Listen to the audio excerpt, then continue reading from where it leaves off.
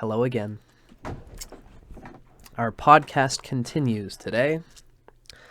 The next thing we're going to be learning about, we are going to give obeisance to the great, indivisible goddess of all spirit, awareness, and consciousness, known as Aditi, the undivisible, the undivided mother. And we're going to be learning it through this great book called The Divine Forces of the Lunar Nakshatras, as portrayed in the Vedas. Now, I like to point out that this author they do practice sidereal astrology. Usually while they're going through, all the stuff that this author talks about comes straight from the Vedas. It's a very rich reading.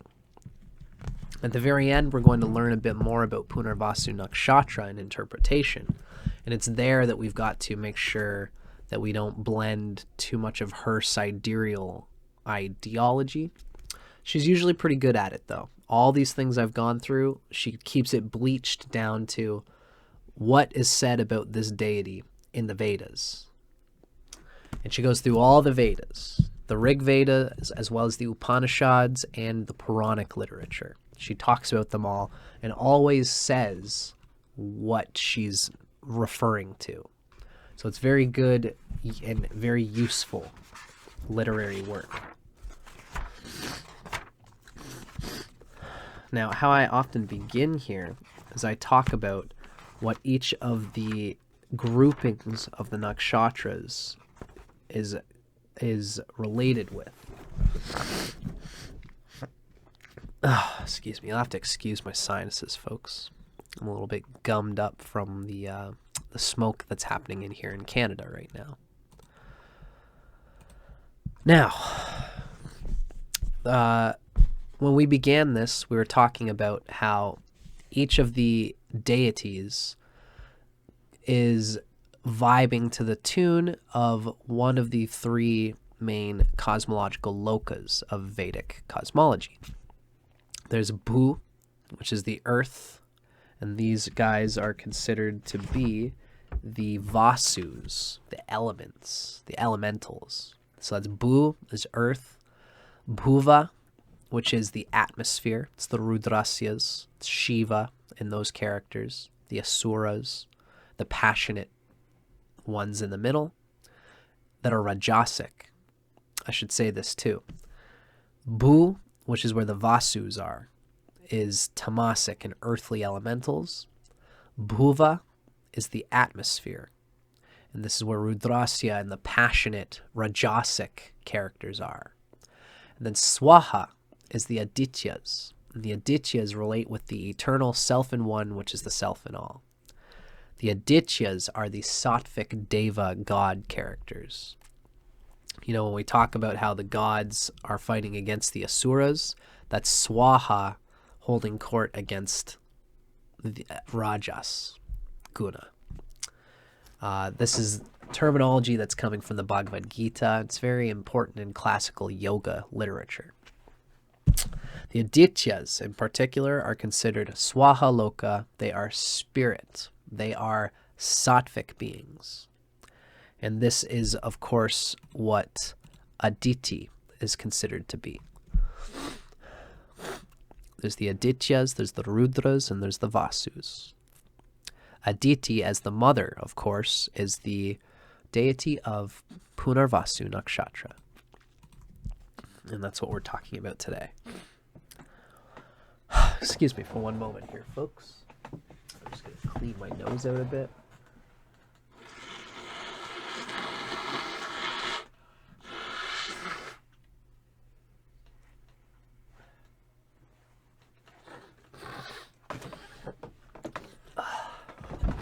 Hopefully that wasn't too close to the microphone.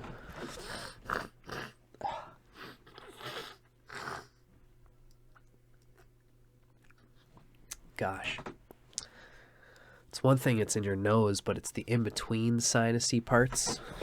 Driving me nuts lately.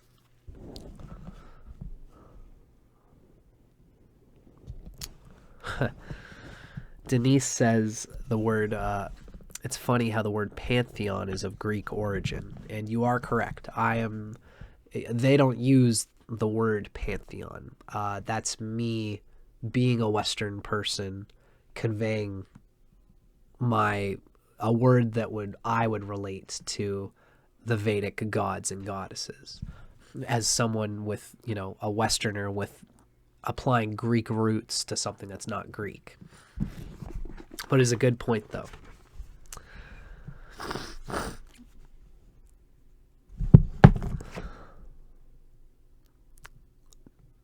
NAC, N-A-C. I wonder if that's that stuff that cleans out your sinuses there, Teresa. Teresa says I should take NAC, N-A-C.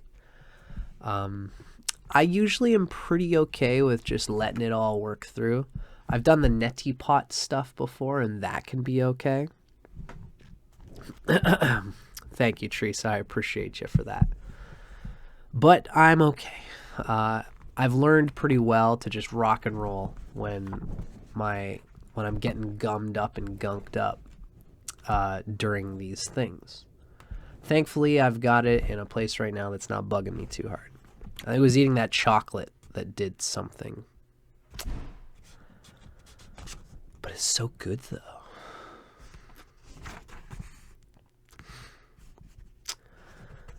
So, in our course so far, we've talked about Agni, which is really, in a way, it's the beginning of it all. Kritika is considered the beginning in the Taittiriya Brahmanas. We went from there to Rohini, which is ruled by the deity Prajapati. And we've gone through a few people already. Now, Aditya, the Adityas and Mother Aditi in the Vedas, is beginning a whole other section of the book in itself. And, so we've already talked about the gods that are related with creation, and they've kind of got their own thing going on, if I'm not mistaken. Right. It's interesting that one of the first folks we talked about was Prajapati, which is Brahma, in the nakshatra Rohini. Prajapati is kind of considered in one of its own little world here. Same thing with Agni. You'll notice that Kritika Nakshatra, if I'm not mistaken. Kritika is actually... Oh, that makes sense. Kritika is the essence of fire, is one of the Vasus. Because Kritika is so central to the spiritual aspects of things, as we learned in that episode. But Prajapati, Brahma, is sort of his own creator, the force of creation that transmits in its own way. Aditi is indeed one of the Adityas, as we've mentioned. So we're starting its own sort of section of the book here by going into Aditi. That's page 78.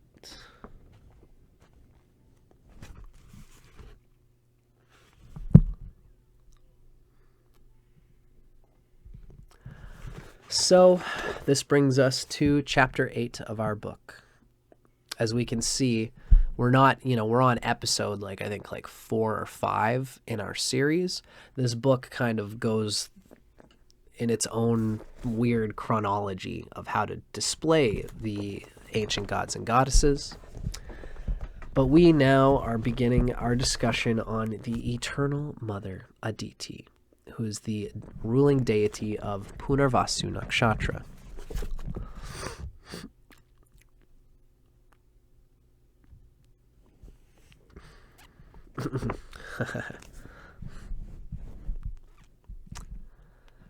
So, let's move forward with this, folks. Our author begins with an oblation coming from the Rig Veda, Mandala 1, chapter 89, verse 10. This is a very early mandala in the Rig Veda. What we read is, Aditi is heaven. Aditi is mid-region. Aditi is the mother, earth, father, and son. She is all the gods. Aditi is 5 classed men. Aditi is all that is born and what is to be born. Pretty good way of jumping right out and talking about what we can expect from the character of Aditi. She is all of it. Now, the first little subsection of our reading, we're going to talk about Aditi and her sons. Now, for those of you who've been watching this series, you'll often find that the whole Vedic pantheon, like these readings that we're doing, is digging into the Vedas. It's the roots, it's the bare bone structure of where the characters in the Vedas come from. So it's natural at this part of the book, by talking about Aditi, we also have to talk about her sons, the Adityas, which have to do with times of the day. And there is much to be considered and discussed about the Adityas and how they relate to even zodiacal astrology. Ernst Wilhelm has been interested in exploring and discussing how the Adityas relate to the zodiac. That's something I think that he has already started talking about Ryan Kirksack with, and he's going to be exploring that more as time goes on. So, let's start talking about Aditi and the birth of her sons, the Adityas. Rig Vedic Aditi. Aditi meaning boundless or unlimited. Aditi in the Rig Veda is a gentle and loving Devi, a goddess, who shines her beneficent light upon humanity. She liberally bestows security, spacious shelter, and protection to mankind. It's often conveyed, as per my understanding, that Aditi symbolizes what we call the Divine Mother presence. Many people in India and in general Vedic spirituality will praise what they call the Divine Mother. And so far as I understand it, Aditi might take that place. The quintessence of the all-embracing universal mother, Aditi, affords triple shelter.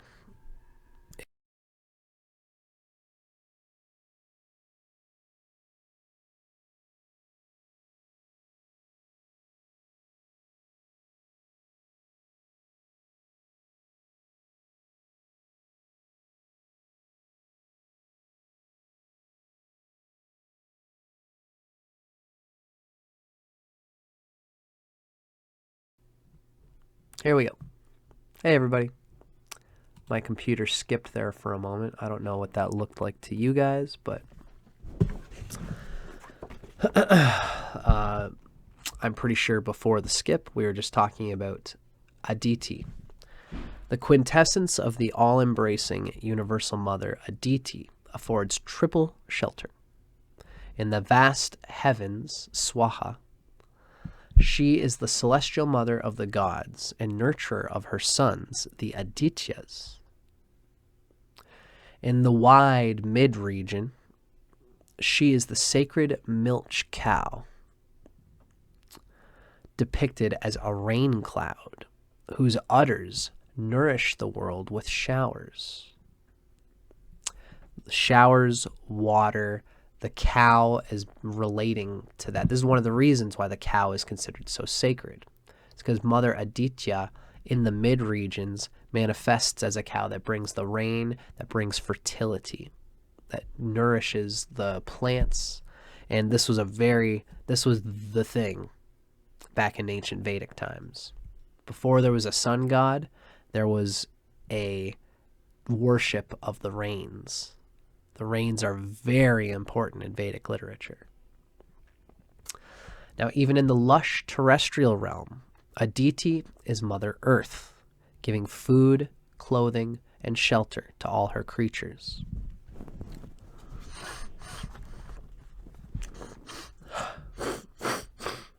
Excuse me. This self-effacing mother, whose sole concern is the well-being of her children, remains in the background of the Rig Veda, eulogized mainly in those hymns dedicated to her sons.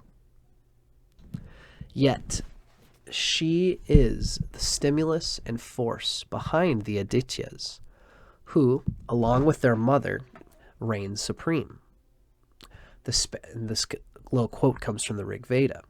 The spacious mother Aditi and her great sons stood in power. That's again very early in Mandala 1 of the Rig Veda.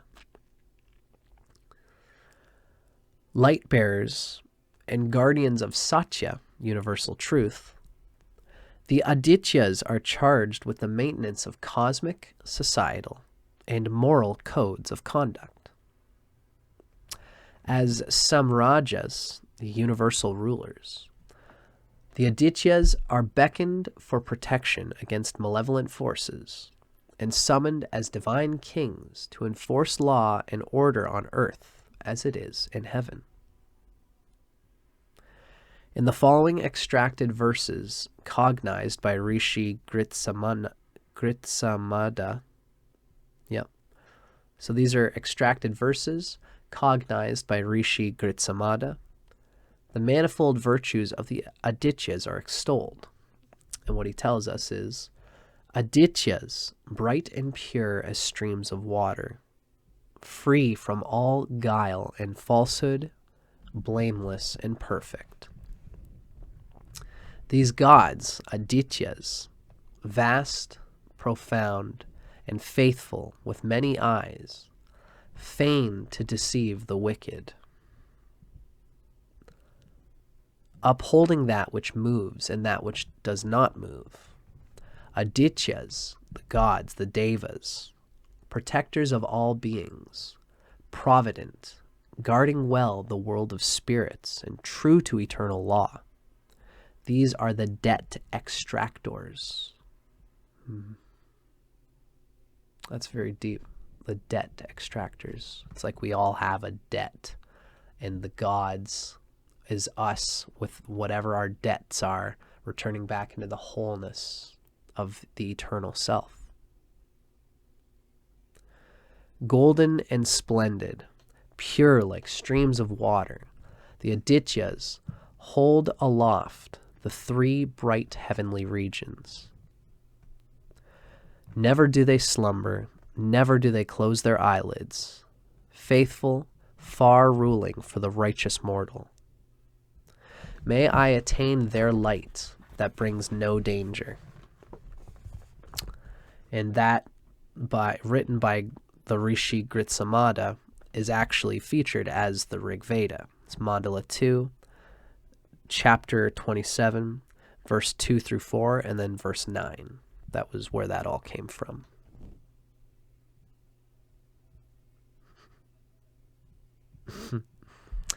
Thank you, Denise. Denise has made a note that the corresponding body part for Punarvasu is the nose. And I'm giving it all for this nakshatra. Thank you so much thank you, Denise. That's a lovely thing to say. Sometimes, even though the stagnance is there, we still have to press forward.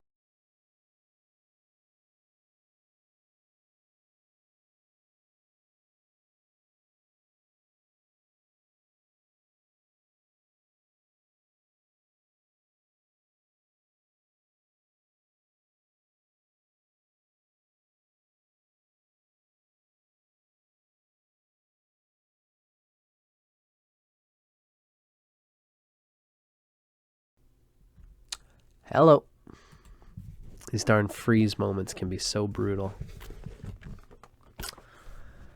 But I was just saying, Denise mentioned Punarvasu relates to the nose, and I was saying that even though there is stagnance here, sometimes we still have to move forward with our dharma. But I thank you, Denise, for your concern. And Susie has mentioned that the light that brings no danger is a beautiful line about the Adityas. And I agree. Now, there's little mystery and no competition when it comes to Aditi's role. She is the Devi who cradles humanity in her loving arms, in her wide extending lap. This is the aspect of divinity that brings the deepest consolation. Whenever we are in any kind of fearful place, any anxious place, we are always in the lap of the Divine Mother, who's connected through the ether to all the other gods and all the other powers and all the other meanings of the life that we're living. There's always a purpose to every rut that you fall into. And Aditi is still holding you in her lap, even in any of these moments. Familial particularities exist with Aditi. Right, so though there's no mystery or competition when it comes to her role, still familial particularities exist in the literature. Firstly is her relationship with her husband, Daksha Prajapati, which is Brahma. Curiously, Aditi is also his daughter. The goddess Aditi. So, this is an important line from the Rig Veda. This is part of the literary narrative that we've unfolded thus far. This is really from about Rohini till about Pushya. Pushya is its own thing, but from Rohini to, I should say, from Rohini to Punarvasu, there is a clear demarcation in the stars that are this very classic story. Prajapati, which is Brahma, was the creator, and he was born from Aditi, but he also gave birth, and when he gave birth through Aditi, and what he gave birth to was Aditi. It's creation, birthing creation from creation. And this is part of this tricky part of the narrative. If you guys have been following us thus far in our series, Prajapati, being the masculine aspect of creation, had a seed that it wanted to disseminate into creation in order to unfold and experience itself. Thus, the only way for Prajapati, the creator, to create more would be for him to disseminate his seed upon his own daughter, which is Aditi. It's an incestuous story in the later Puranic literature, but in the Rig Vedas, as we're about to read, it's just part of, it's creation, making love to creation in order to create creation. It's not seen as incestuous in the old literature. And what we read is the goddess Aditi, who is revered by seers and poets, by gods and then by men, the daughter of Daksha. May she, the firstborn, O Punarvasu, being praised by us, make our rites propitious, that our work may succeed. Now, that's not actually from the Rig Veda. I thought it was. That is from...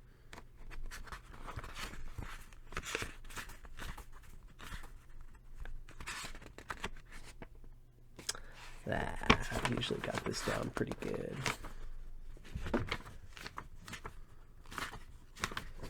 Thank you for your patience, ladies and gentlemen. NPA is the Nakshatra Kalpa Parishista. Okay, now I've got that page memorized.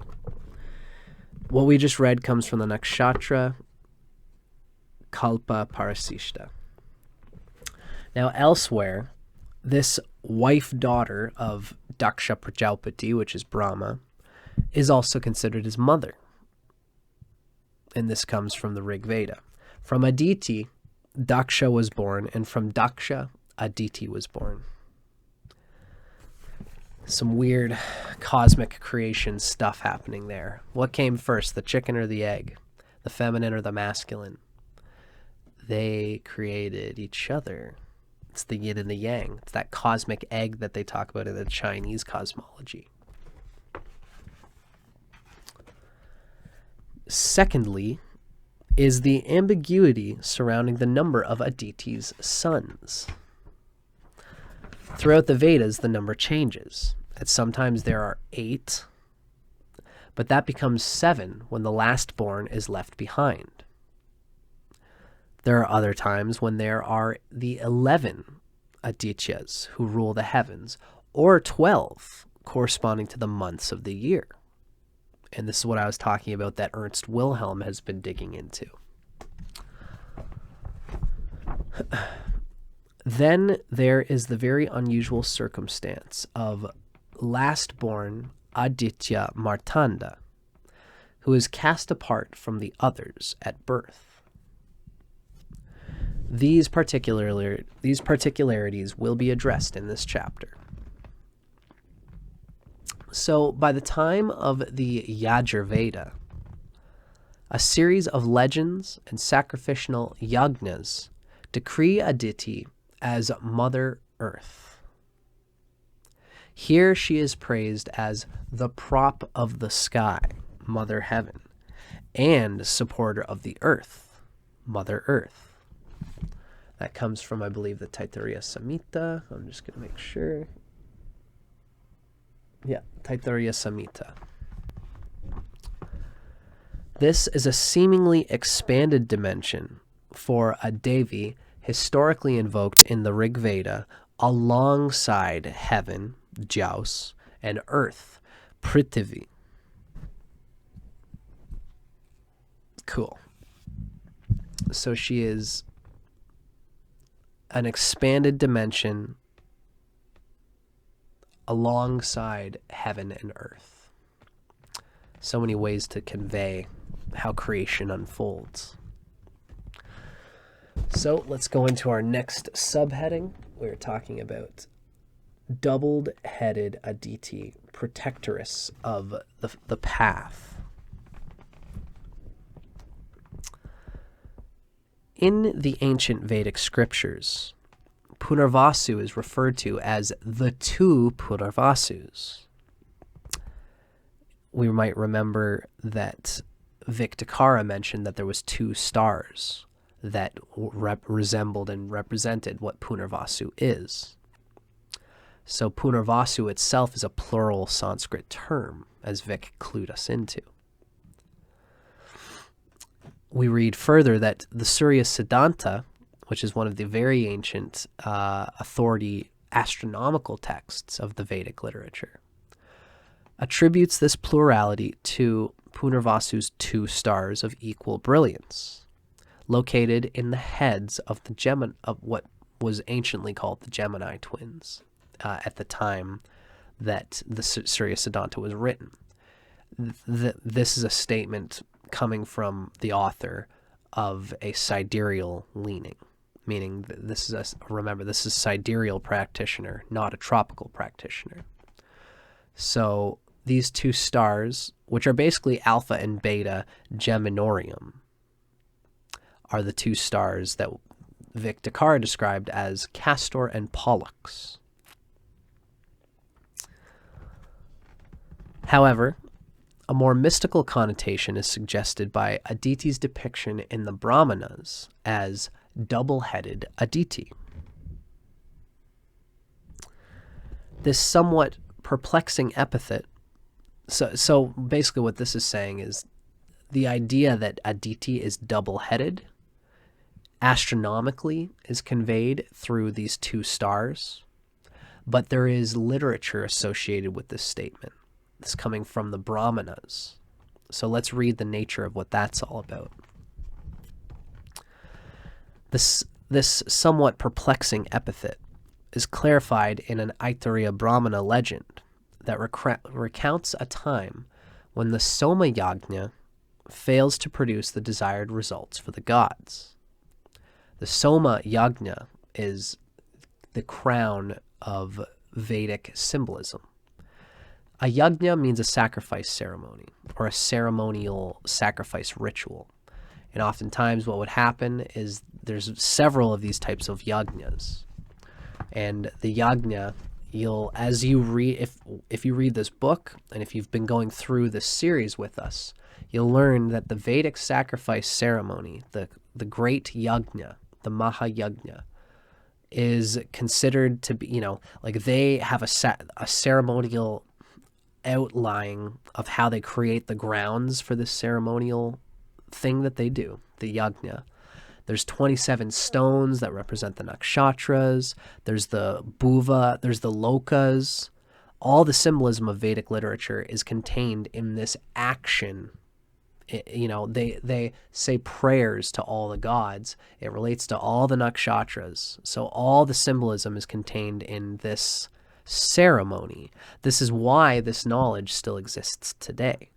Is because in the time where they couldn't write things down, they did a ceremony filled with mantras and prayers and recitations that contained the essence of all the Vedas. This is why we're talking about it today, is because people wanted to encode the information in a way that couldn't be eroded through time, which is very important. This is the reason why India is such a precious jewel among the sands of time.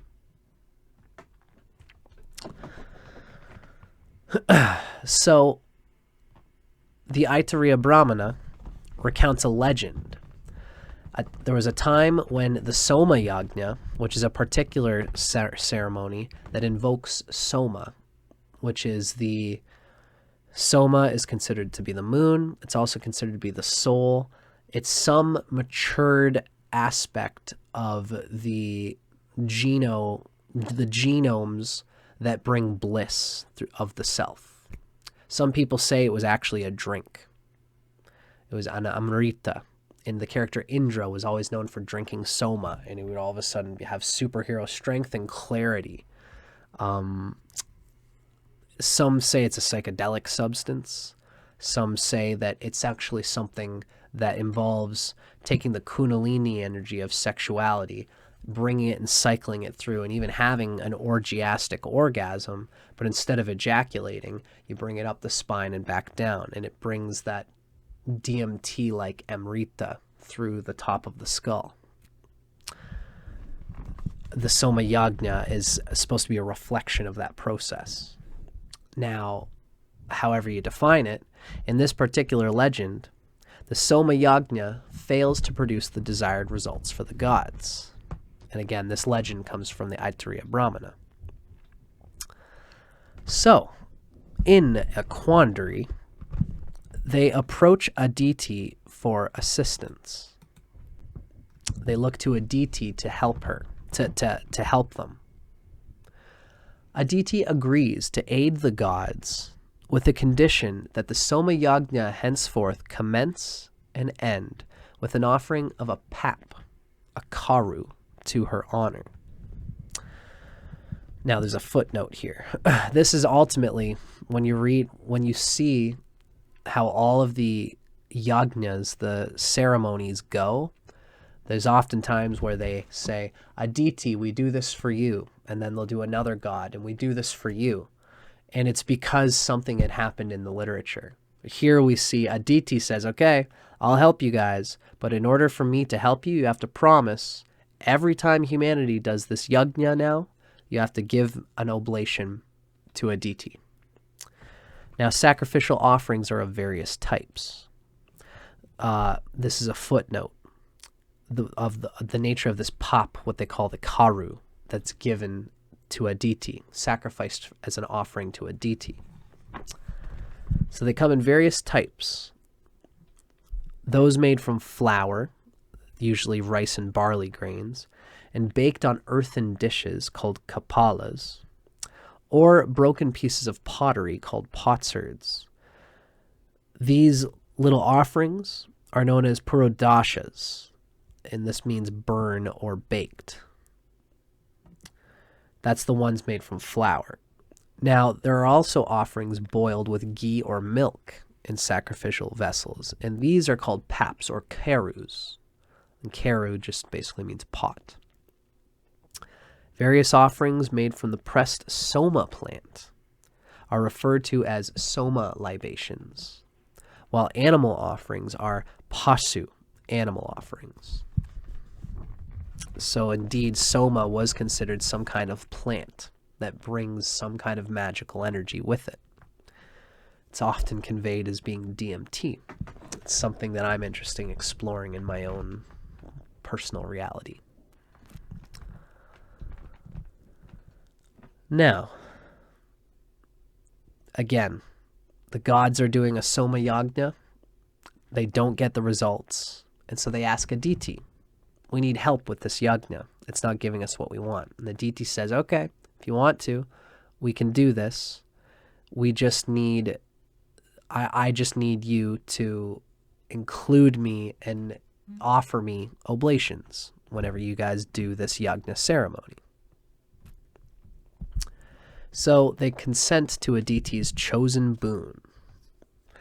And the gods declare that the Soma Yagna will begin and end with an introductory prayaniya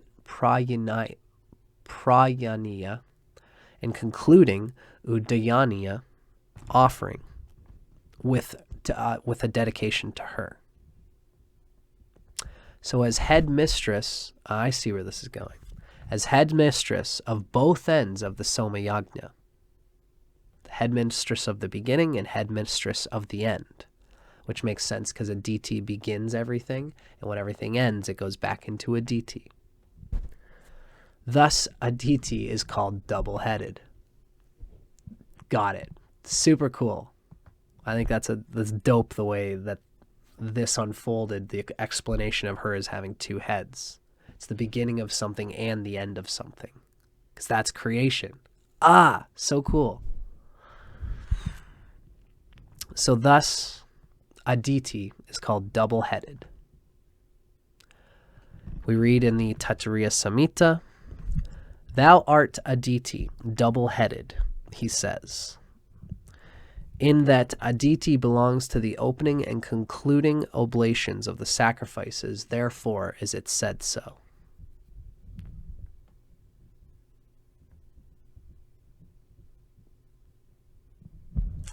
You got it, Denise. Denise says the Soma Yagna is the Super Bowl of rituals. Very cool. That's a great way to put it.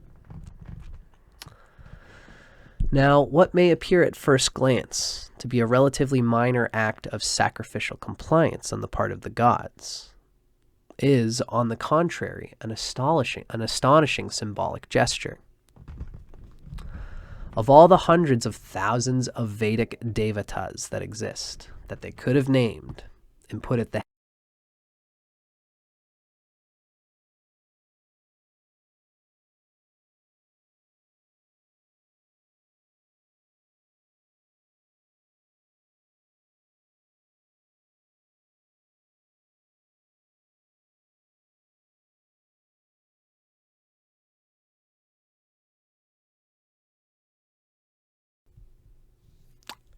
Hello.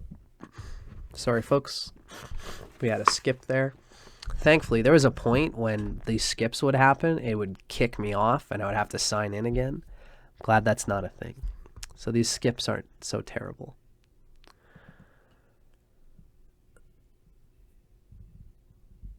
So of all the hundreds of gods, the hundreds of thousands of Vedic devatas, Aditi is anointed as head of the two ends of the Super Bowl of rituals, the Soma Yagna, the most sacrosanct of Vedic yagnas. Now, according to principles of Shastra, this is a cool point. When you read any Shastra, importance is placed on what is presented in the opening and closing passages of the scripture. What is presented first and last is the foundation for all that is mentioned in between. So it's basically, when it comes to the Vedic Shastras, any line that you hear that's an important book of any sort, they tell you what they're going to tell you, and then they tell you. So when they tell you what they're going to tell you, it's like it's the center of the mandala, and then it all unfolds from there. And then at the end, it all gets condensed back into the center of the mandala. This is how Shastra works, and it goes to show the importance again of Aditya. It's such an honor that we humans we didn't create the Vedas. We just transmitted it. And it's no coincidence that this thing that we blew the dust off of, called the Vedas, contains in it having Aditi as the beginning, which shows the importance again of Aditi. What is presented first and last is the foundation for all that's mentioned in between. So the equivalent is true in the case of a yajna, of a sacrifice ceremony, of these symbolic ceremonies. This is again shows you that the way that Vedic knowledge is encoded is that it's not just information. It's also the flow of the information tells you something about it, just like the Nakshatra Sutras we've mentioned. So the actions and mantras performed during the initial and commencing stages are of immense importance.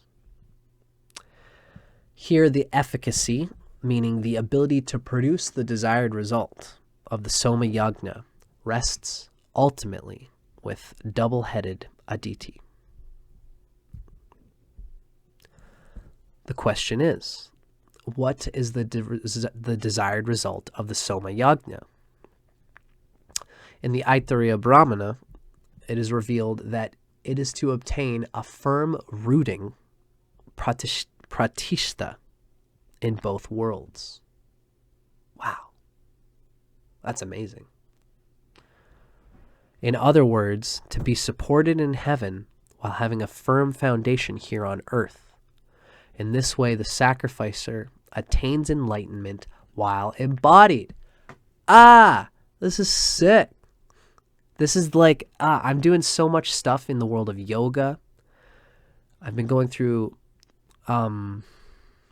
Patanjali's Yoga Sutras, and there's so much stuff talking about Ishvara and the divine. And what it often talks about is that you cannot access the divine without also having a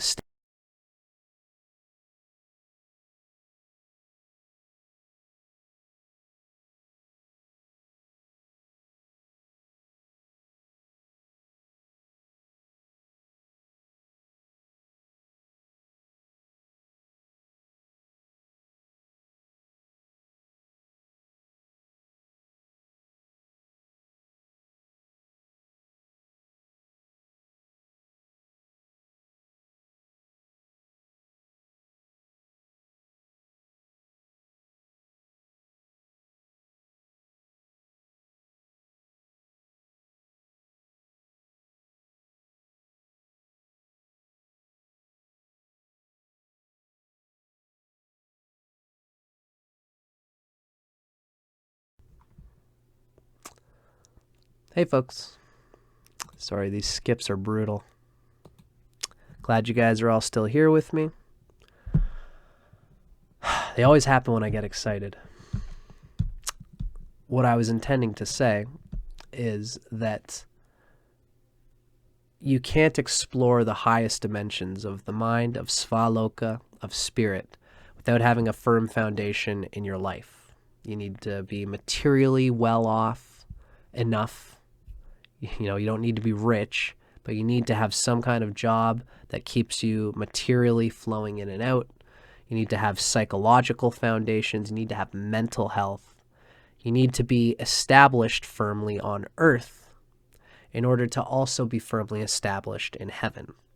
And that's Aditi. It's amazing that they recognize right from the beginning in the Vedas that the duality of matter and spirit don't actually exist. You need both, but they are both contained in the essence of the Supreme Self. And that's why Aditi, the source of all creation, has two heads, one on earth and one in heaven. I think that's amazing. I'm so glad that I just read that.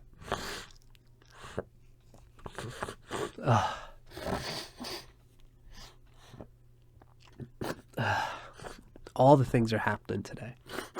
We've got the freezing, and we've got the stagnance in my face. So the Aitareya Brahmana reveals that the desired result of the Soma Yajna is to establish a firm footing, pratishta, in both heaven and on earth, and to give obeisance to both. In this way, the sacrificer attains enlightenment while embodied. That is amazing. See you, Teresa. Nice seeing you. Thank you, Julia. I just realized Julia was making sure that I was coming back to where I was. Thank you for all you guys. It's nice to have you all here hanging out and being a part of this. See you, Teresa. Now, let's get back to our narrative here. In examining the actual introductory verse of the Soma Yajna, we find that the first offering, so this is the actual things that are made as oblations to Aditi. The first offering is made to Pathya, which is a road or path, and Svasti, which means fortune and success. A name Sayana states belongs to Aditi. So Pathya Svasti, the path to fortune and success. This is a name of Aditi, according to Sayana, who is an important commentator. Sayana is a commentator who wrote, I believe, the Aitareya Brahmanam of the Rig Veda. That's in a footnote that we can read here. Now the concluding verse ends with an offering to Aditi. So thus, double-headed Aditi is Pathya Svasti Aditi, the road to fortune and success called the Indivisible One. Wholeness. It's wonderful. Now, further, the Aitareya Brahmana states that the Yajamana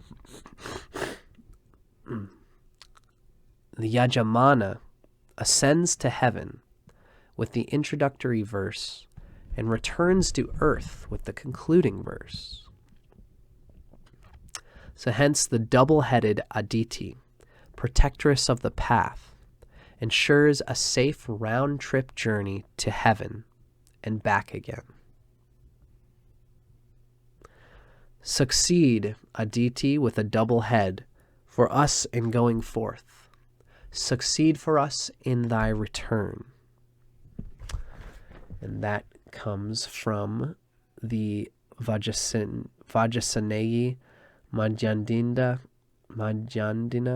Samhita. Vajrasayani Madhyandina Samhita. This idea of Aditi going up and coming back safely. Succeed for us in thy return.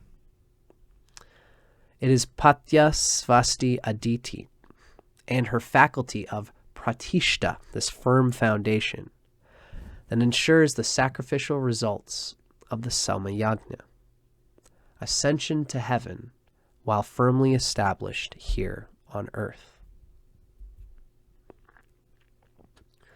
Although she is well known in the Brahmanas, Pathya Svasti appears in only 2 Rigvedic hymns. It's chapter 4, 55, and then, it's Mandala 4, and then also Mandala 10. So in these moments, her role remains the same, for she is implored for the protection of the traveler, both home and abroad. And of course, there's a spiritual metaphor here of being at home, being able to travel abroad, but being able to come back home on earth where they start. Or maybe we could read it the other way. Being a spirit, starting as spirit, being born into earth, incarnating, being a traveler on this planet. So you might have a safe journey on the return back home to Svaloka and beyond. Aditi is the one that makes it all groovy and sustainable, and bringing fortune and success all the way through. Hopefully you guys can't hear that music too loud. Okay, so we're back on track here, folks. I think that was amazing, talking about the two heads of Aditi, the symbolism there. Super psychedelic in my understanding. Now, let's keep moving forward. Hopefully we don't have too many skips, but it seems to me this is just part of my reality until I figure out what's going on here. So, in our next chapter, we have Universal Shakti and Mother Principle.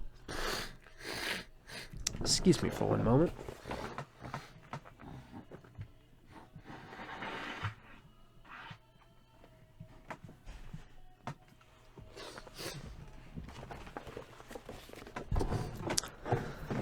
Everything all at once sometimes. As I said, our next chapter is going to be the Universal Shakti and Mother Principle.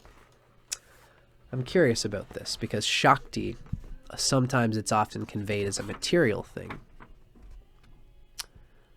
But really, it's an energy thing that is sourced and rooted in the spirit. So let's discuss this a little bit.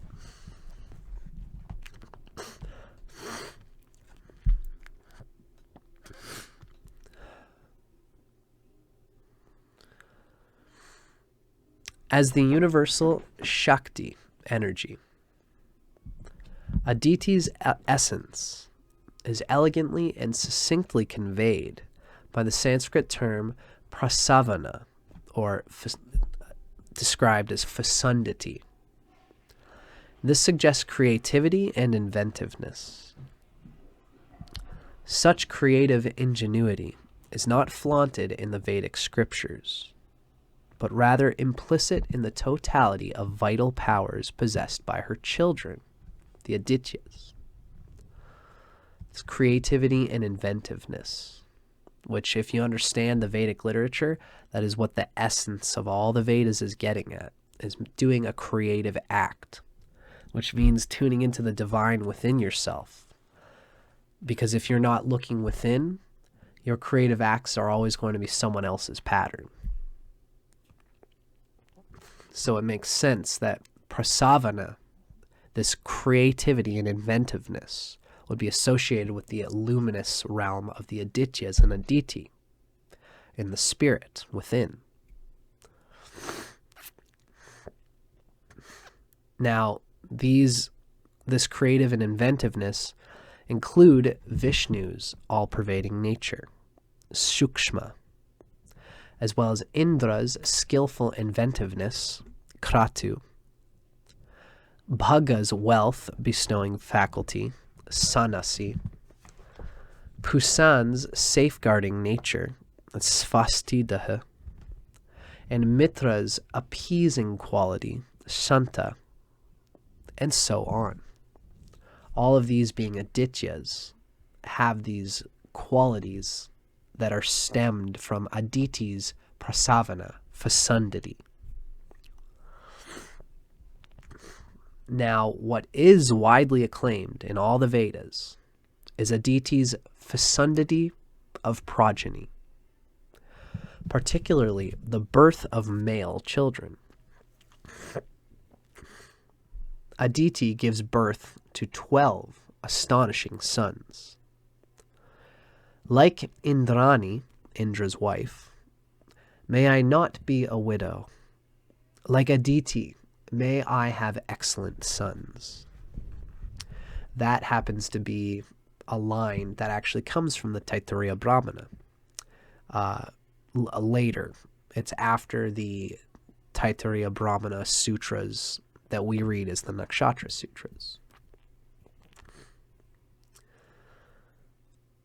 Now, by the time that the Brahmanas were written, because the Brahmanas are like commentaries on the Vedas, you got to dig that the Vedas are these enigmatic sutras that almost have no context, no connotation. They're non-linear. They're like a mandala, and you have to read the whole mandala from the center outward, and all of the things that you read outward almost seem to have no continuity unless you consider it from what was said in the center, which means it's like enigmatic. Now, this has been always known. So this is why throughout millennia after the Vedas were written, Brahmanas were written as commentaries on what these very intelligent seers think the Rig Vedas were saying. So these are what the Brahmanas are. They're later than the Vedas, though earlier than the Puranas. Now, by the time of the Brahmanas, Aditi officially assumes the role of Mother Earth. It's noted, though, that many hymns and sacrificial ceremonies are still dedicated to Prithvi, Earth, as distinct from Aditi. Prithvi, the Earth itself, being like the actual duality of Earth and heaven, whereas Aditi is the non-dual aspect of Earth and heaven. But ultimately, by the time of the Brahmanas, Aditi does officially assume the role of Mother Earth.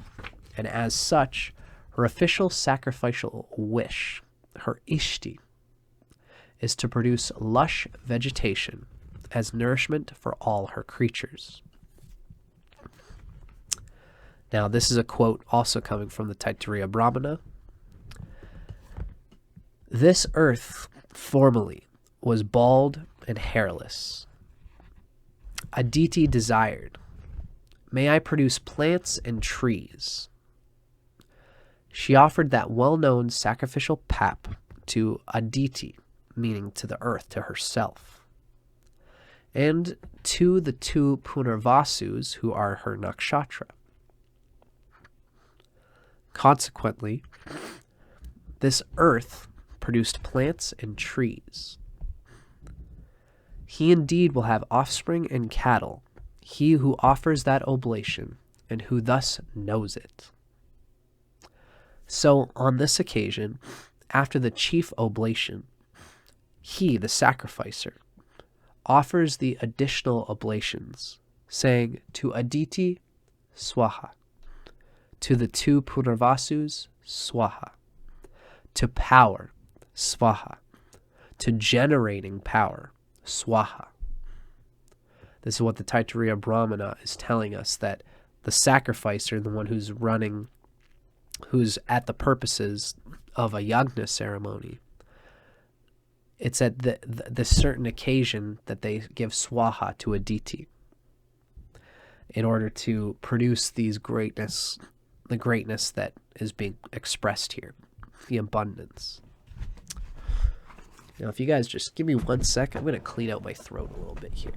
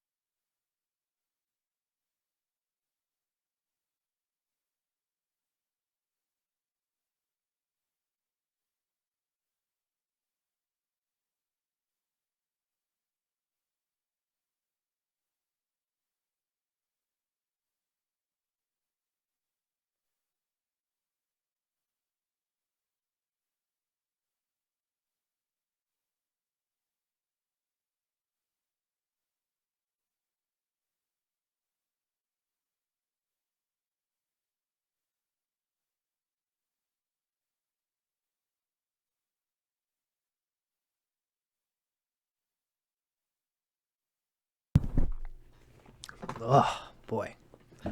Thanks for your patience, ladies and gentlemen. I'm so sorry we have to interrupt like that. You guys are being very patient with me and my biological and technology. Now let's keep moving through here.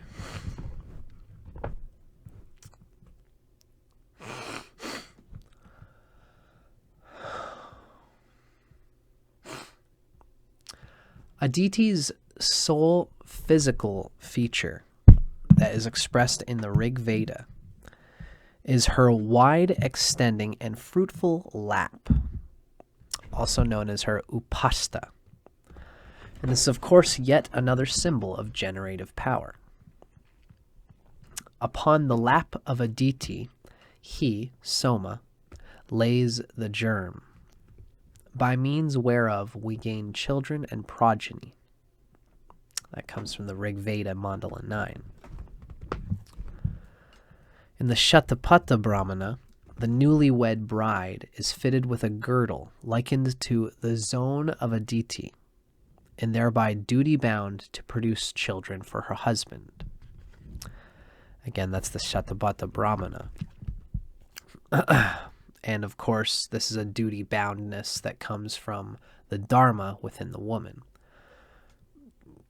You know, it's said that in Indian culture, there's a lot of things that are impressed in a rather extraneous and external way. But usually the best roots of it, especially when you read it in the Vedas, it's coming from the idea that it's encouraged to consider that the natural dharma of both man and woman is a creative act, as I said. In the woman's case, this is often symbolized by producing children. And this could mean literally or figuratively, whatever producing creative children means to the individual. But in a lot of ways, it's true that the dharma of many women is literally to produce and procreate children, because they have the zone of Aditi, the lap of abundance. You know, it's likely, in my understanding, that the energy from the lap of abundance, again, can be used in whatever way that the individual sees fit. Now, Aditi's upashta is particularly noted. Let me just see. Yeah, her fruitful lap. That's upashta. So Aditi's upashta is particularly noted for its protective quality. Quote, "For when people guard anything very carefully, they commonly say that they, as it were, carried it in their lap. And this is the reason why it is said in the lap of Aditi." That little tidbit comes from the Shatapatha Brahmana. Even the gods are cradled in Aditi's lap, for the sacrificial barhis, the grass, upon which they sit, is fashioned as Aditi's lap. Whoa, cool. So when the gods are all sitting together for the Soma Yagna ceremony, the grass that they sit upon is considered to be the lap of the great mother Aditi.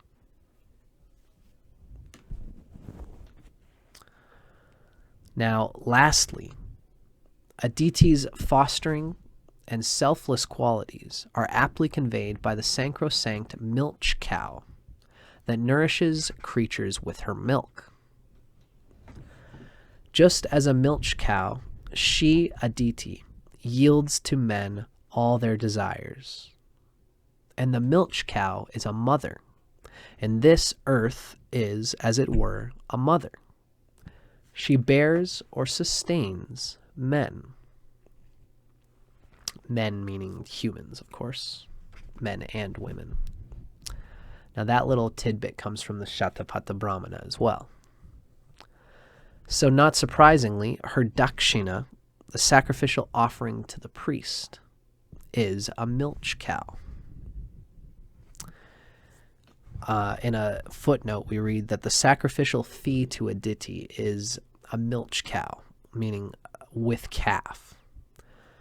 The milch cow being this earth, he milks out from the latter all her desires. The calf he gives away at the former, it's just the pap offering to Aditi. And the mother cow at the latter, which is the pap offering to Aditi at the end. For when a calf sucks the mother cow, the latter, the cow, gives milk when she is given away. And from her, when given away, he thus milks all her desires. That's from the Shatapatha Brahmana. So obviously, the whole narrative of a cow giving birth to a calf and then needing to milk that calf, and then the calf also eventually being given away unto the earth, becoming its own thing. This is classic mother metaphors, and it really goes to show how the psyche of mother not only is related to the cow, but it's also related to a certain detachment that every mother needs to have in birthing creation through her children, allowing them to become their autonomous thing. And as well, the Aditya, being the mother, the spiritual mother, abides by this same detachment to the children that she creates. Really, we can all, men and women alike, feel a resonance with your creation being an extension of yourself, and you might want to hold on to it, but it has to be let go in this way. Lots of deep psychological metaphors there related to not only motherhood, but also to creation and to spirituality in general. Now, this next chapter is going to describe more on the Adityas. That previous chapter was just more discussing how the cow resonates with the symbology of this nakshatra and of Aditi. So let's get into the Adityas a little bit. The Puranas, which is the latter Vedic lore, later on, the Puranas consistently cite the Adityas, as 12 in number, and this could be regarded as relating to the 12 months. We've got Vishnu relating to Shravana, Indra relating to the nakshatra Jyesta, Aryaman relates to Purva Falguni. There's another one called Duti. There's one called Tvastri, which relates to Chitra Nakshatra. Pushan, which relates to Revati Nakshatra. Vishvavat, who is father to the Ashvini Kumaras, and Yama, who rule Ashwini and Parani, respectively. There's Savitri, who rules Hasta Nakshatra. Mitra, who rules Anuradha. Varuna, who rules Shatapishak, and as well as Amsha and Bhagha. And Bhagha rules Uttara Falguni. So these are, of course, all nakshatras, ruled by Adityas, who are the sons of Aditi. That whole phrase that I just went through, this source coming from a Purana, it comes from the Vishnu Purana. Now, while, the Rig Veda being mystically vague and seemingly inconsistent, the Rig Veda lacks this same transparency. For example, in one stanza, the Adityas are praised as, O ye 11 gods whose home is heaven. It's Rig Veda Mandala 1. Now, in another, the Adityas are 8, which then becomes 7 when Aditi casts away her last-born son, Martanda. That is referencing Rig Veda Mandala 10. The Shatapatha Brahmana at first agrees with this latter enumeration. And we quote, now Aditi had 8 sons. That's what it said in Shatapatha Brahmana, chapter 3, verse 1. But soon thereafter, the Adityas are counted as forms of the sun that correspond to the months of the year. Who are the Adityas? The 12 months of the year. These are the Adityas. Now that comes from Shatapatha Brahmana, chapter 11, much later.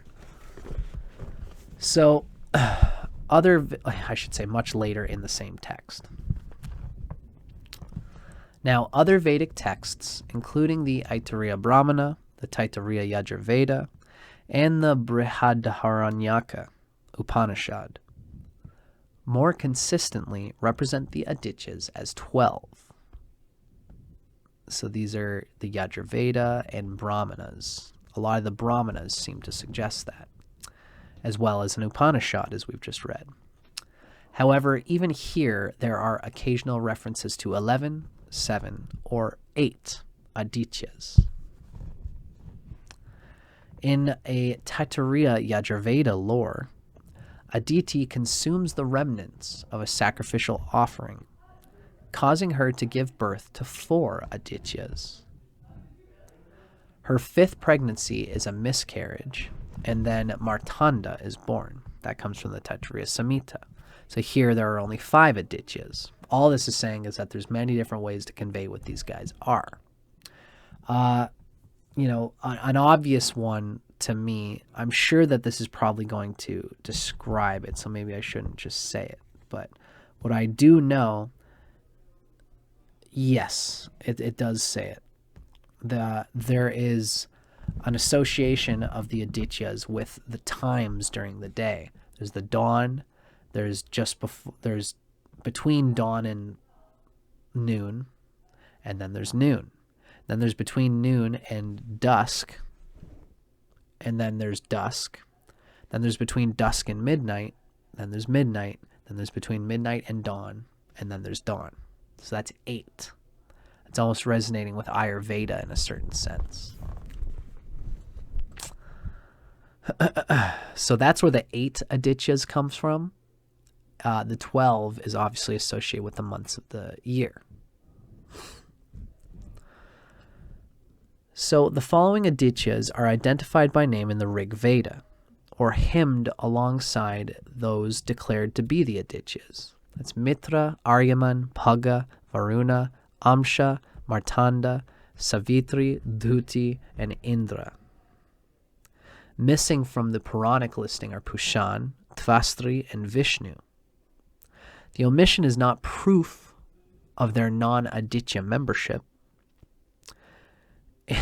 Inherently nebulous on this topic, the Rig Veda nowhere purports that any single verse or shukta represents an all-inclusive listing of their names. The Aditya status of Pushan, Tvastri, and Vishnu is further explored in their individual Devata chapters. So when we talk about those nakshatras, that's Revati, Chitra, and Shravana. We'll learn more about that. Ultimately, the Adityas are but different rays of the eternal sun, performing their duties as revealers of light, enforcers of cosmic order, and stewards of right alliances. Of the nakshatra Adityas, Savitri or Hasta, Tvastri or Chitra, and Pusan or Revati are particularly noted as revealers of light. Although this faculty is inherent in all the solar devatas, which is the Adityas. With golden hands stretching from dusk till dawn, Savitri impels the light of day, revealing the multitude of brilliant forms that Tvastri, the deftest of workmen, fashions from light, the architect. Pushan, the pathfinder, lights the way for those who have gone astray. From out the distance, far and wide, may Pushan stretch his right hand forth and drive our lost again to us. That's Rig Veda Mandala 6. So that tells us a bit about what Revati Nakshatra is all about and its deity Pushan. Now, the enforcers of cosmic order begin with lofty Vishnu as Shravana, who establishes the ordinances of the cosmos. What we read here is that Vishnu made 3 steps, thenceforth establishing his high decrees or his holy laws. That comes from Rig Veda Mandala 1, very early. Violators of Vishnu's holy commandments are punished by Indra, Jesta, and his mighty thunderbolt, or Varuna, which is Shatabhishak, and his net of 100 fetters. Right, okay. So you're either punished directly by Indra through his thunderbolt, or you're punished by Varuna in his net of 100 fetters. The Adityas charged with stewardship over right alliances are Aryaman, which is Purva Falguni, Bhaga, which is Uttara Falguni, and Mitra, which is Anuradha. Each upholds the universal codes of conduct that govern human interactions. The protocol for Aryaman is the safeguarding of traditions and laws, including those peculiar to familial relationships. Mitra's role is maintaining harmony and trust between two people. Meanwhile, Bhaga oversees the sharing of one's own good fortune and wealth with others. So all of these Adityas really are kind of like our application of our spiritual light in the world in these different ways. The creative seems to be coming some Savitri, Tvastri, and Pushan. The midway ground of the enforcers of cosmic order are held through Vishnu in particular, and the enforcers of Vishnu's law, which is Indra and Shatabhishak. And finally, the Adityas that are all about human interaction are Bhaga, Mitra, and Aryaman. And all of these are rulers of nakshatras. So that's why this chapter, like I said, is a real compendium, a condensation for what we can expect to see in the narratives of the nakshatras. If you guys have been watching with me, for all those who are watching, you are getting a dose of, like it's nice if you're going to read into the nakshatras, there's 27 of them. If you start from the ground up on each one, you'll read so much details, it can be hard to see the umbrella of creation through which those nakshatras came. So it's a good thing that we're talking about Punarvasu here, because this is an umbrella of creation whose narrative gives infrastructure to the meaning and purpose of all the nakshatras that fall in that umbrella, the Adityas.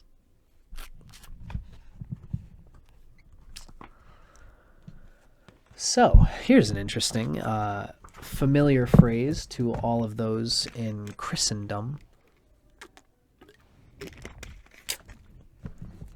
In our next chapter, we read, Aditi so loved the world, she sacrificed her last-born son. Very interesting to see that. Now, mystically envisioned by Brihaspati and codified in Mandala 10 of the Rig Veda, Aditi sacrificed her son Martanda in order to initiate the human race. That comes from, again, Mandala 10 of the Rig Veda. This is vividly depicted in the Shatapatha Brahmana.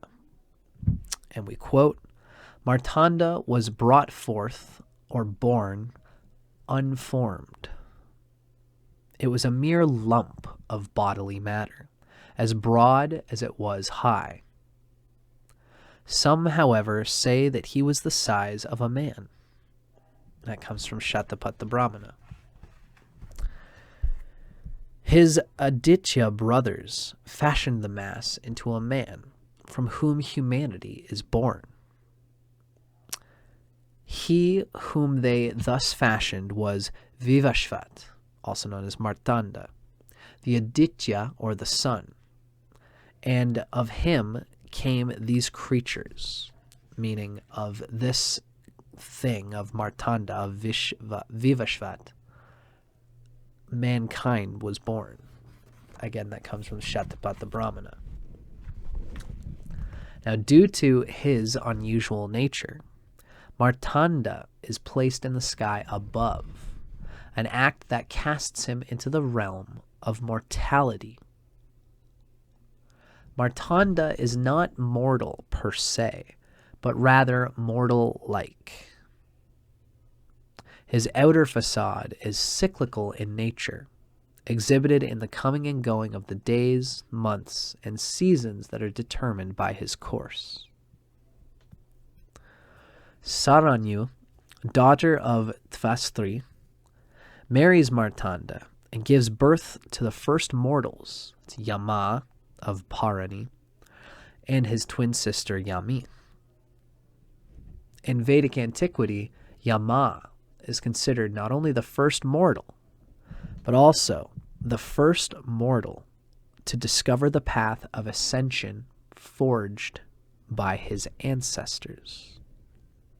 You can read more about that on the chapter on Yama and Parani Nakshatra. Now, Manu Vaivasvata, ruling Manu of the current Manvantara, is also the son of Saranyu and Martanda. Again, you can read more about that on the chapter on Magha in the Pitris.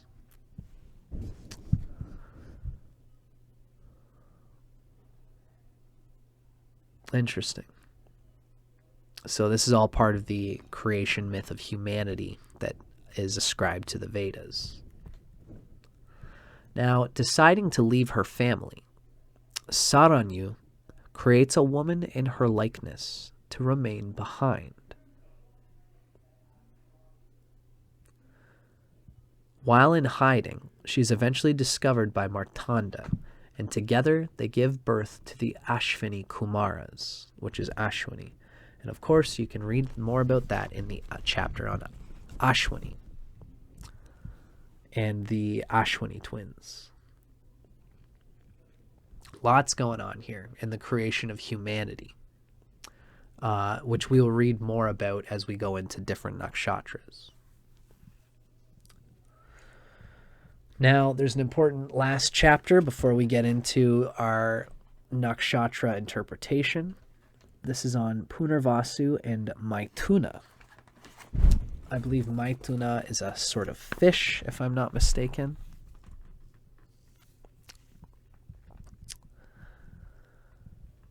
The notion of coupling, Maithuna. Right, got it, coupling. The notion of coupling, Maithuna, is an integral aspect of Punarvasu and its ruling devata, Aditi. Most apparent is Punarvasu's 2 stars. Now, it happens to be the case, and again, we as modern interpreters of nakshatras, I'm going to say this because it's in the book. I was almost going to skip it, but I'm going to say it now for the sake of historicity. Remember when I always say that in the times when a lot of these nakshatra lore was getting written down, it was the time when natal horoscope astrology was coming to the fore. And at that time, there was an understanding that astrology should be conveyed as sidereal and not as tropical as it is today, at least in my camp. So what we read here is that Punarvasu's 2 stars exist in the head of the Gemini twins, even though today Punarvasu is in the tropical sign of Cancer, right? Now, Gemini is even referred to in Jyotisha as Maithuna. Maithuna implies coupling for the purpose of procreation, as well as pairing for the sake of completeness or for uninterrupted results. So it's possible this author in this chapter might be really laying out an association with Punarvasu to Gemini. If I feel that's the case, I might lean away from it. But let's read what let's be historically inclusive, just to read what is given here. So the example given is that through reciprocal generation, Aditi gives birth to Daksha, and Daksha gives birth to Aditi. And that's in the Rig Veda, Mandala 10. Here, the female creative power, Aditi, and male potentiality, Daksha, separate for the purpose of procreation. Together, Aditi and Daksha birth the Adityas, who, according to one Brahmana legend, are born in pairs for the sake of completeness. Very interesting. So the pairs are kind of given here. The first pair was Datri and Aryaman. The second pair was Mitra and Varuna. The third was Amsha and Pagha. And the fourth was Indra and Vivashvat. Vivashvat meaning Martanda. Now, this varies from the number of Adityas provided elsewhere in the Vedic scriptures, of course. That's them being seen as 8 in pairs, which is important for what is understood through the 8 divisions of the day, which is even an astrology thing in its own right, if you know where to find that. You know, if you look up in Kala, you can find certain associations of a planet in a certain Varga with one of those 8 Adityas. It's not coming to me where exactly that would be, but I know that that's its own astrology thing. So, what we read, what I will say is that what we're reading here as the pairs and Punarvasu and Maithuna, I think that Vic Dakara did say that there is an association of Punarvasu with coupling in a way. So whether he had just had in his subconscious these associations, you know, I think that these associations are, you know, creation has to have this pairing going on. It's duality within non-duality.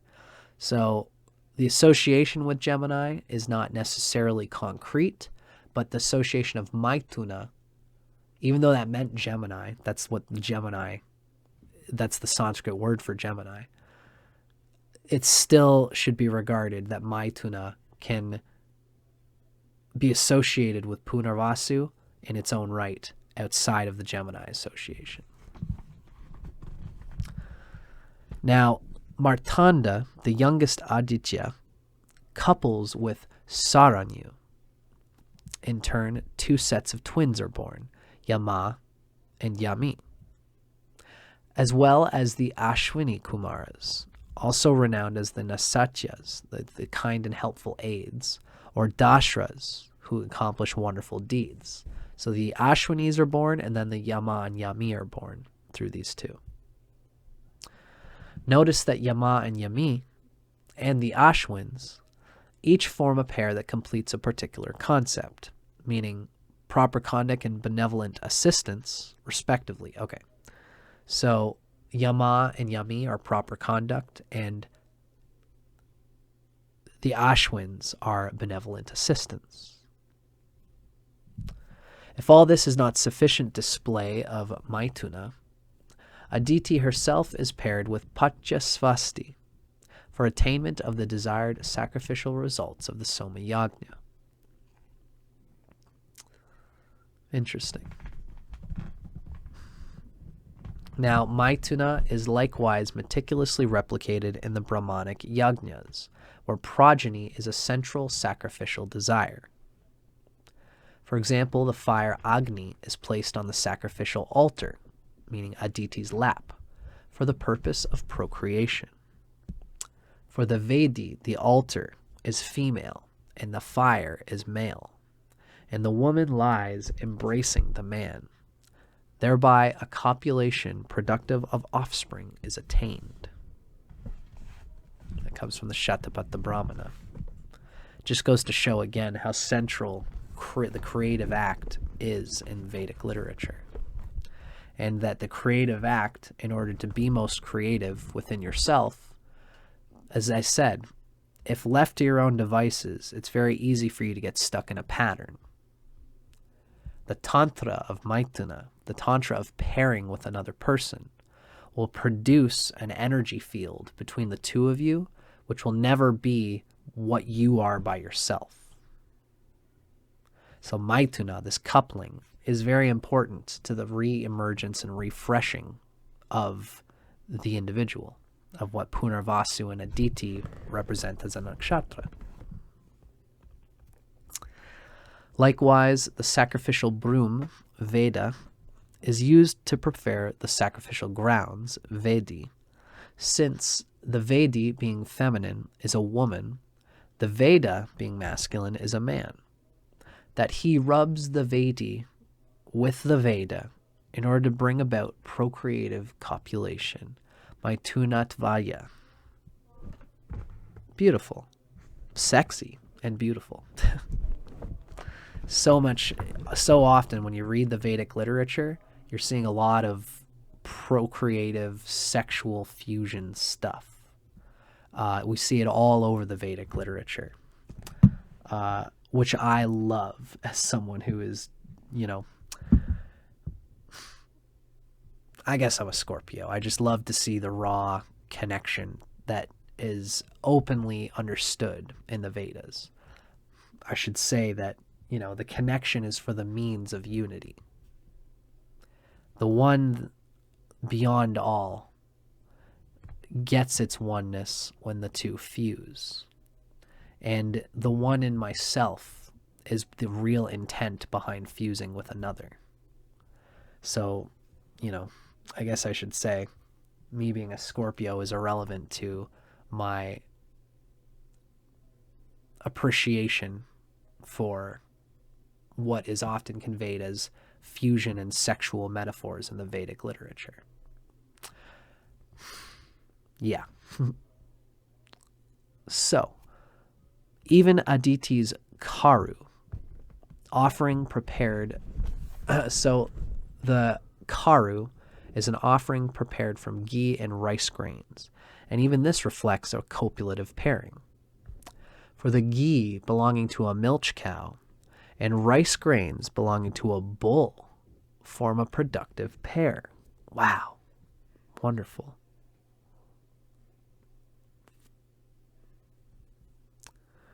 That's pretty psychedelic to know that too. So, ladies and gentlemen, this has been our reading of Aditi as she is presented and portrayed and what she means to the Vedas. Now we have one reading left. What we're going to read next is what this author tells us about the Punarvasu Native. This is the divine forces of the lunar nakshatras as portrayed in the Vedas by the author named Radha.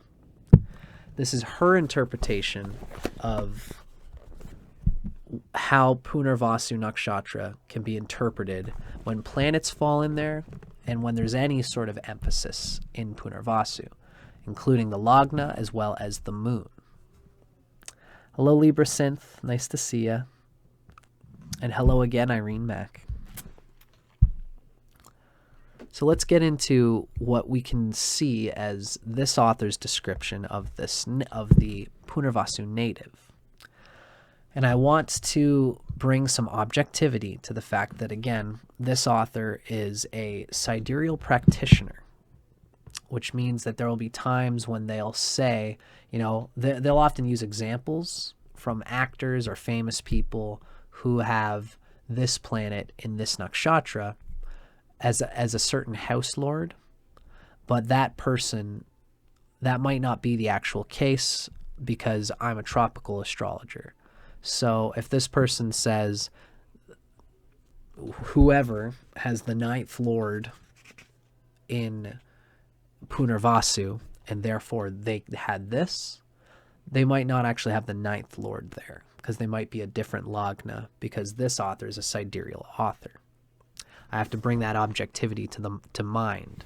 But that doesn't mean that this author doesn't have the right Vedic understanding of what this nakshatra is all about.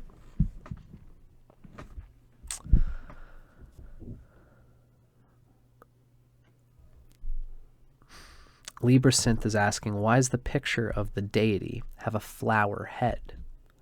Knowledge are the seeds, huh?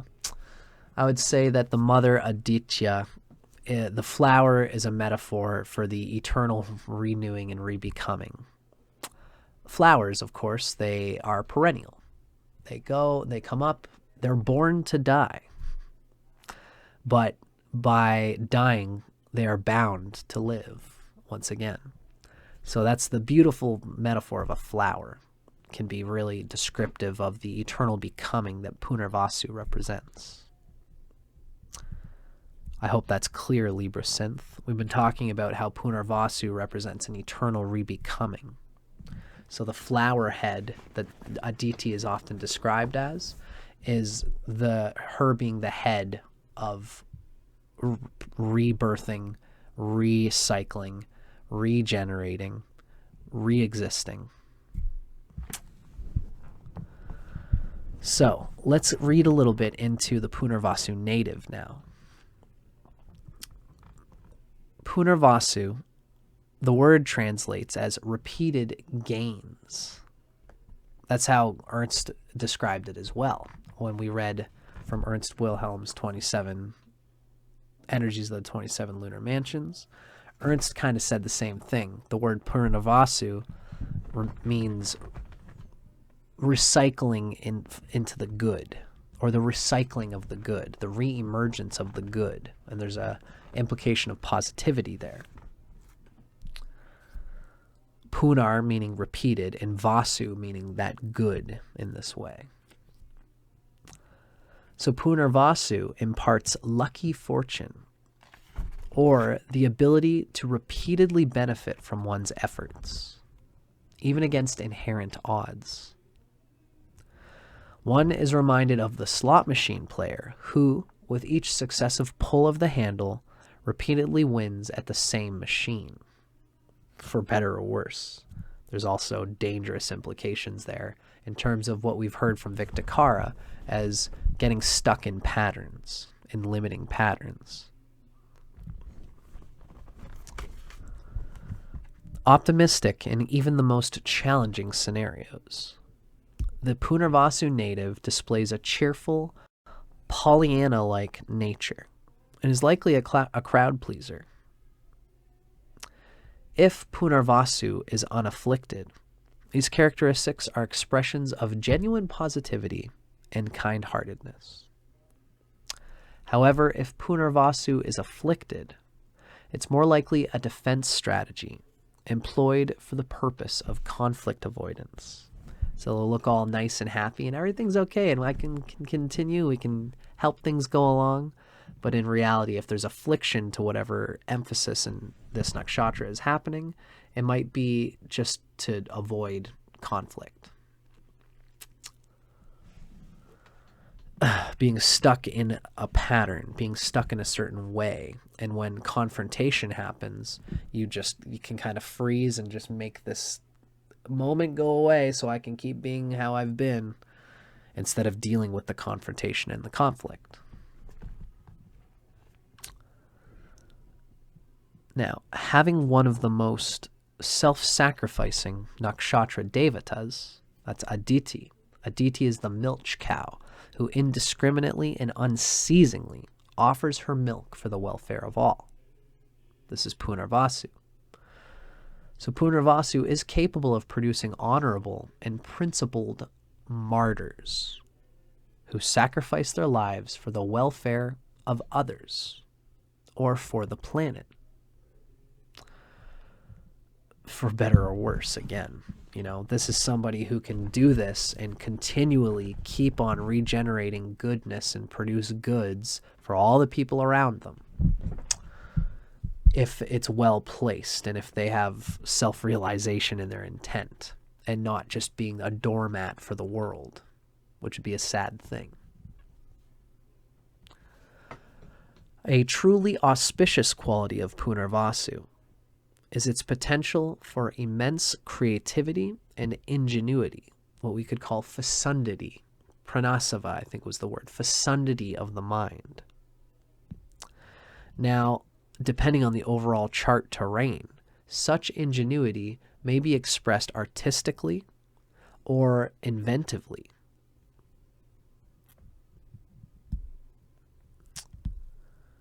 We note that the author has noted that Vincent van Gogh could possibly be considered to have Punarvasu Lagna, who is artistic, and Bill Gates is inventive. And Bill Gates apparently also has Punarvasu Lagna, which is very interesting. The Vincent van Gogh reference comes from astrodatabank.com, and the Bill Gates reference is apparently, the author says that there's an adjustment of birth time happening for the Bill Gates one. So I don't know where exactly that's at. It's interesting. But in any case, the point here is that someone with Punarvasu Lagna, or any emphasis of Punarvasu, can be expressed artistically or inventively when it comes to this fecundity of mind, this juicy, creative energy in the mind. Ingenuity as well. Punarvasu is also renowned for fecundity of progeny, especially male children. Remember, Aditi's 12 children were all sons, the Adityas. So Aditi's offering aren't just run-of-the-mill. Each is uniquely accomplished and acclaimed. Hence, the Punarvasu native is likely to be the proud parent of one or more highly distinguished children. If the children aren't so highly distinguished, count on the Punarvasu native to impose their own grand expectations upon those children. As might be imagined, the last born, just like Martanda in the story that we've just read, the last offspring of Aditi, is the most unique of the bunch and might even be the odd man out, for better or worse, whatever that means for the individual. Now, again, it's interesting to read when we're talking about nakshatras. This is somebody talking about somebody with the moon or any emphasis in this nakshatra producing children and behaving towards them in this way, possibly treating the last one, or the last one just becoming an odd bird. It's interesting to think about. You know, the narratives of the nakshatras have qualities that you can't just, like with the moon in Taurus, it has certain qualities because it's an earth sign and it's fixed. With the moon in Cancer, it's got certain qualities because the moon is cardinal and it's water. And it's the Cancer, which has its own mythology. But we see here that there are things that you can pull out of the mythos and narrative of a nakshatra that is very specific and nuanced. We often read that when we read this author's depiction of people, of natives of a nakshatra. Now, Aditi's motherly tendencies, coupled with her far-extending and protective lap, imbues the Punarvasu native with strong inclinations for fostering. The Punarvasu native might elect to adopt a child, an animal, or even a highway. In some fashion, literally or figuratively, the lap of the native is prominent. Perhaps the person generously takes time out of their busy schedule to play Santa Claus at the local mall, cradling children as they repeatedly promise to satisfy their every wish. Very interesting. Now, other life themes center on Aditi's role as Mother Earth and nurturer of all that grows upon her surface. This creates an innate appreciation for nature's beauty and bounty. The Punarvasu native's love for nature may blossom into hobbies or sports that bring them outdoors. Or it may flourish into a career such as a nature photographer, a landscape artist, or a nature guide of some sort. Now, we have here an example of someone, so that's okay. A perfect example of this nature-loving nature and this native is the Advent mountain climber Aaron Ralston, who had Punarvasu Lagna, meaning the rising sign landed in Punarvasu. Ralston lost his arm while he was mountain climbing, It was crushed by an 800-pound boulder. He lived to tell his story in the book Between a Rock and a Hard Spot. Despite his near-fatal injury, Ralston continues to pursue his mountain climbing passion. Cool. Dope. Now, similarly, the native has a strong desire to support or enhance Earth's natural conditions. Thus, they may be a gardener, particularly a sustainable or organic gardener, a nursery owner, or a landscape professional.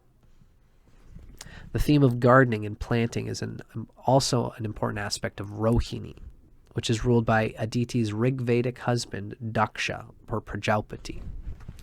So Rohini and Punarvasu both tread on themes of gardening, nature, ecology, sustainability, ecosystem, etc. Now, often, one of two extremes occurs under Punarvasu when it comes to Mother Earth. One extreme is a native who is peculiarly intent on protecting the earth and its resources. They may be employed in a professional field founded upon such concerns. For example, an environmentalist, an inventor of renewable energy technology, a forest ranger, a conservation training instructor, and so on. These are the kind of careers that we can expect from someone with, especially the moon in Punarvasu, but any emphasis in general, as we've noted. If Punarvasu is gravely afflicted, the native instead may lack respect for the earth, or be involved in a profession that recklessly violates her surface. Examples include irresponsible surface mining, unnecessary destruction of forests, or intentional corporate pollution of lands, lakes, and rivers. That's with a gross affliction of some planet being in Punarvasu. Planet or planets, or emphasis therein. You know, this could even be someone who has the moon in Punarvasu, but has a grossly aspected chart that causes them to be in big business. They're very aware of Earth, very aware of her resources, and this awareness allows them to use it, but that means they take advantage of it in a cruel and, a not ecologically sound and a not spiritually sound way. Now, Aditi's faculty of pratishta, providing a firm foundation or resting place, coupled with her later Vedic role as Mother Earth, suggests the potential for involvement in industries that provide housing, especially green housing, or a resting place for travelers, such as a hotelier or an Airbnb owner. Indeed, certain authorities assign 4 stars rather than 2 to this nakshatra, making its stellar configuration a house. One such text is the Surya Siddhanta in certain places. Now, elsewhere, the boon of Punarvasu is proclaimed as gains from land or property. That comes from the Markandeya Purana. This expands the natives' likely interests to include real estate or land development. Now, there's an example here that she gives of Donald Trump. But again, I'm not going to read it. This is for objectivity's sake. I want you guys to understand why I'm being picky in this way. I'm a tropical Vedic astrologer. The author here is a sidereal one, and she gives an understanding of the 10th Lord of Donald Trump as well as his 6th Lord, both land in Punarvasu. My understanding is that obviously Trump does have, whether you're tropical or sidereal, the nakshatra placements can be conveyed as being similar, as the same. So Donald Trump does apparently have Venus and Saturn both in Punarvasu. The author gives this as being the 10th lord and the 6th lord, respectively, but I would venture that that's probably not the case, because he probably has a different rising sign than this author understands, or that this author uses. So I'm not going to include this because the author, it's a cool example probably because it's very specific as the 10th and 6th lord in Punarvasu. Still, I don't want to move forward with it, but I wanted to say that just for objectivity's sake. Now, Punarvasu is a nakshatra associated with traveling. This is represented by its Jyotisha classification as a Kara, a wandering about nakshatra. So remember in our characteristics, at Chara, I should say, at the beginning we talked about the characteristics of the nakshatras. Punarvasu is one of the Chara, the movable, ephemeral ones. And so there's an association here with traveling. As we also read in Aditi, Aditi makes a firm establishment at the home as well as in heaven. And traveling between them is part of the symbology of Aditi. Therefore, being a traveler, having home inside you, being safe going out, and then coming back home safely is part of the symbological mythos of Aditi, and therefore of this nakshatra. And this nakshatra is another name for Aditi, or an aspect of Aditi, is Patya Svati. This is a goddess who protects those journeying abroad, who finds success on a path. So hence, Punarvasu is an energetic nakshatra that induces movement and frequent voyages. It's an internally movable, ephemeral chara nakshatra. Even though it's considered passive and it doesn't often like to get into too much confrontation, it's internally energetic and likes to move in this way. Now, our author notes that if the 12th Bhava Bhavesha, meaning if the 12th Lord, is implicated in Punarvasu, such travels may be spiritually inspired, as in the case of pilgrimages or prolonged stays at ashrams. Alternatively, if the 10th Lord is involved, travel may be required in the native's profession. They may be a travel guide or a caterer to the travel industry. Now, finally, if the 4th Lord is in Punarvasu, the native may own a second home abroad or belong to a home exchange program where they're exchanging their home for someone else's somewhere else far away, and that person far away will occasionally switch homes so that the two can do that kind of thing, which I think is very interesting and very, very cool. I'd love to get into something like that. But it's cool that this author of this book has given us different ways of thinking about a house lord falling into Punarvasu. You know, especially if that house lord is the Atmakaraka.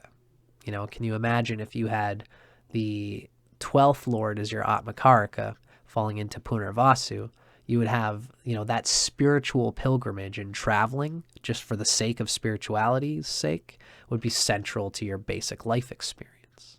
We could really read into this in many ways, you know. If we were to have the 7th Lord falling into Punarvasu, we would probably expect that traveling would be done in order to intimately merge with one's partner or to do business with other business partners all over the world, wherever that takes them. If it's the 2nd Lord, then you'd be traveling in order to develop some kind of enterprise to help establish your family wealth, etc. You can really do something for all of them, you know? So it's interesting to think about. I'm glad that this author gave us that nice little bit of a cue for us to interpret Punarvasu and planets falling in there through their house lordship. Yeah. So, ladies and gentlemen, and everything in between, this has been our reading for today. I've had a few people hanging out with me right from the beginning, listening to the live session, listening to us discuss all these different understandings of Punarvasu and natives with emphasis of Punarvasu. I'm very glad to be here talking about this stuff with you guys. It's been a real pleasure. There's more to come. I'm going to try to do things like generally every Thursday and Sunday. That's kind of generally what I'm shooting for. Although it's the summer for me here in Canada, so there will be times where I'm busy with this and that, and I won't be able to do the Thursday or the Sunday episodes. But we are going to endeavor to go through all the nakshatras, folks. As well, here on my channel, I also talk about the rising signs, and those are always long episodes as well that you guys can also enjoy for your sake. I'm Dustin Cormier. This is How to Rock Astrology. That last little bit came from the divine forces of the lunar nakshatras as portrayed in the Vedas by the author named Radha, who's done a very good job researching all this stuff. Awesome. Nice to meet you as well, Denise. So happy to have you on our crew hanging out today and discussing this Vedic literature. Libra Synth, Irene Mack has been here. We had Teresa here today. Susie Underwood was hanging with us. Theo, Reshma Narain. We had Christabelli. We had Amar Ahmad. And I'm so glad that all you guys are hanging out with me while we go through and explore the passionate world of the Vedas that I love so much. I'm learning as I go, and I'm also happy to be sharing this knowledge with you as I absorb it. I could be reading it all myself, but I wanted to do this series with you guys. I've already learned about a lot of these nakshatras in my own way through different readings, and I enjoyed doing it with you guys in this way. There is a lot to explore there, Libra Synth, with career explorations with nakshatras and rising signs. This is one of the reasons I'm doing this series, is because there's so much rich information about each nakshatra that this author gives in terms of career expectations. What can be expected in your career through the different nakshatras, whether it's your rising sign or your moon sign there, especially. But also the 10th Lord being in a nakshatra really says a lot about what you can expect out of it. So it's been a slice, everybody. There's more to come. Keep your eyes peeled. Sometimes I might, just like today, I didn't think I was going to be able to do Sunday, but I last minute yesterday decided that I could do it. So keep your eyes peeled, and thank you so much for hanging out. Hello, Soulful Living Kit. You have nakshatra. You have a Virgatama Punarvasu in the 8th house. Interesting. Cool. Well, thank you for sharing, Soulful Living Kit. And thanks to everybody else. I'm Dustin Cormier for How to Rock Astrology. I hope you guys enjoy the rest of your Sunday. And I can't wait to see you guys for the next one as well. Take care, folks. Thanks for coming.